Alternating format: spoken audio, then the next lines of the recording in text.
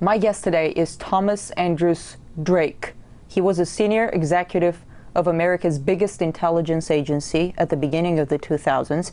He was an expert on electronic eavesdropping, someone with top secret security clearance. Then Mr. Drake essentially sacrificed his career to blow the whistle on his agency's wrongdoings as he saw them. He was charged under the Espionage Act, but only last year the charges were dropped. Mr. Drake, thank you very much for coming. Thanks for having me. Tell me about the program that you challenged, working with the National Security Agency, the surveillance program. What was its potential harm as you saw it? There was the very large flagship program called Trailblazer that was designed to catapult NSA into the 21st century to deal with the vast amounts of data being generated from the digital age. Given the massive fraud and abuse that NSA had created with the Trailblazer program, as well as a super secret surveillance program that had completely violated the Constitution and the Fourth Amendment, and in particular the statute called the Foreign Intelligence Surveillance Act, which was the first commandment at NSA. You did not violate Americans' privacy without a warrant under that statute, and in fact, if you did, there were criminal penalties for doing so. And I found this out to my horror and shock shortly after 9/11. The NSA had entered into a secret agreement with the White House in which NSA would become the executive agent for this secret surveillance program. On the front end was designed to deal with the threat, the terrorist threat, and that was partly understandable. But what it did is it actually essentially turned the United States into just a collection platform. So, vast reams of data were increasingly being collected or through other entities being made available to NSA for analysis. There's a lot of debate about this proposed legislation. I'm sure you heard about it, the CISPA, which in the name of national security would allow web service providers to funnel private information of their users to the authorities, to government agencies. Aren't they already doing that? I mean, many argue that providers, Google, Facebook, and other companies, they need that legislation to protect themselves from being liable for what they're already doing, and that's why those companies lobby for the bill. Well, I believe that's part of it. The other part of it is the government just wants even more access to even more data. And so, under the Patriot Act in Section 215, there is a secret executive interpretation of that, which essentially grants the government pretty much unfettered access to subscriber information that's held by those companies. CISPA would take that and there's other variants of that, would take that to the next level. Under the label or the rubric of cyber threats, and to provide cybersecurity, the government wants even more invasive access, almost persistent access to networks that are not normally available to the public. I understand the technology is so advanced now that it is probably so very tempting for intelligence agencies to siphon all that data. But what is the goal? Is it total surveillance? I believe if you take what has been happening since in kind of our post-9/11 security world, what you're seeing is the establishment of a surveillance society. You're seeing the establishment of a surveillance network. And I keep telling people don't realize the extent to which we're already surveilled in many, many different ways. The extent to which vast amounts of our own transactional data in all forms, all electronic forms and emails and your tweets and bank records and everything else are all subject or suspect, okay, in terms of surveillance. It raises the specter of kind of the rise of soft tyranny. It raises the specter of you're automatically suspicious until we prove that you're not. It raises the specter of a universal, I would call it a universal wiretap, a persistent universal wiretap on every single person.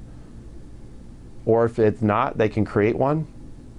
And what happens if they don't like you? What happens if you speak ill will against the government? What happens if you say something that they consider disloyal? That's not the country that I took an oath to defend 4 times in my government career. And you also have the fear element. Fear in itself is control. And what people will do when they're fearful is they will begin to censor themselves. So much of what's happening now, particularly in my case, it sent an extraordinarily chilling message that anybody, and I was a senior executive in the government, had a very high position at NSA, it sends an extraordinarily chilling message that if you speak out If you speak up, we're going to hammer you, and we're going to hammer you hard, because look what we did to Mr. Drake. National security has effectively become the state religion. You don't question it. And if you question it, then your loyalty is questioned. I want to ask you about Julian Assange. His WikiLeaks cables exposed the U.S. complicity in torture and other crimes. How angry you think Washington is at Julian Assange? I think they're extremely angry. The fact that there's apparently, based on press reporting, there's a secret grand jury. There may be even a secret indictment. They want to get him, and they want to put him away. I mean, there are those in this country at very high levels who have called for the death penalty. And Sweden is not promising. They can't make a guarantee that if they did bring him back to Sweden for questioning, that he wouldn't be extradited to the United States.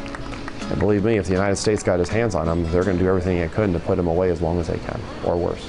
This is a very long-reaching far. It's similar to what I went through. I mean, it was a multi-year, multi-million-dollar criminal national security investigation that I got caught up inside of.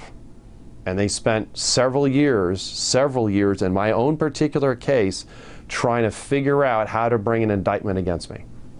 Speaking truth to power is very dangerous in today's world. The power elites, those in charge, they don't like dirty linen being aired. They don't like the skeletons in the closet being seen.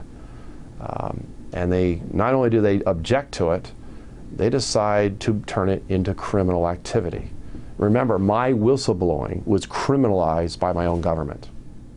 I know. I had no protection. Although ostensibly they couldn't reprise against me, retaliate, they did. What I also find striking is that there's basically a smear campaign against journalists who, for example, report on civilian deaths in U.S. drone strikes. I read a number of articles where U.S. administration officials basically accuse them of helping terrorists. And that label, terrorist helper, it seems it's becoming a convenient tool to brush off investigative journalism, isn't it? What it is you go after the messenger, and because the last thing you want to do is deal with the message. You're talking about all the activities, the secret surveillance, the warrantless wiretapping, torture, rendition, drone strikes, and a whole host of other measures that I would assert are extra-constitutional. Not only do they violate our own law, they also violate a number of international laws. Go after the messenger, not the message, because see, to actually discuss the message or to address the message becomes very uncomfortable. So essentially what's happened is that law, and we're a nation of law, if we start to depart, which we already have in a very significant way, moving away from being a nation of laws and simply leave it up to policy to substitute, we're going down a very slippery slope in the United States of America. Everybody's reporting on this flame virus that the U.S. and Israel allegedly developed to spy on Iran. And then there is the actual cyber weapon, the Stuxnet, which created havoc in Iran's nuclear facilities. We hear U.S. officials condemn cyber attacks all the time, but it turns out that the U.S. government itself is involved in cyber attacks. How do you see it?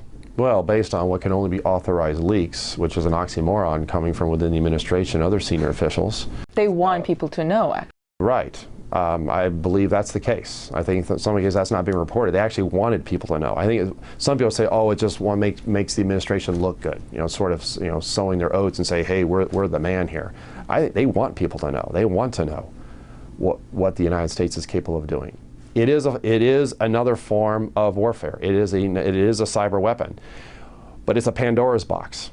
Okay, because we're now in kind of uncharted territories. It's virtual war, to say it that way. It's virtual conflict. I mean, the Pentagon itself has been on record that if a nation conducts what is allegedly being conducted by this country against other countries using things like Stuxnet, that's an act of war.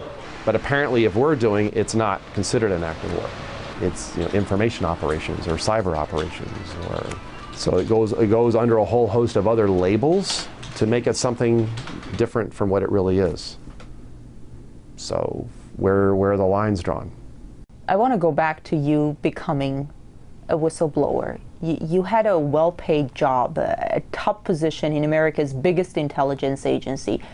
You turned it all down. You went to work to an Apple store. I wonder, how do you decide to go for something like that? You can't put a price on freedom. And I took an oath. I mean, my oath was to the Constitution. That took primacy over everything else. So what do? You're faced realizing to your horror that your own government is in abject violation of the very oath that you took, the very Constitution that you took an oath to defend, support and defend against all enemies, foreign and domestic, faithfully executing that law. And you're finding out in secret that your own government is in violation of it, and then you know that it was never necessary. You knew that the best of American inventiveness and ingenuity could have not only provided superior intelligence, like the Thin Thread program, but would have done so in complete compliance with the Fourth Amendment and FISA. And they tossed it all overboard because they didn't want those controls. They didn't want that oversight. Most people don't stand up to power because power wields a lot of power, and power can do you in or make life very difficult. But I wasn't just standing up for myself. I was standing up for the generations that follow me. Thank you. Thanks for having me.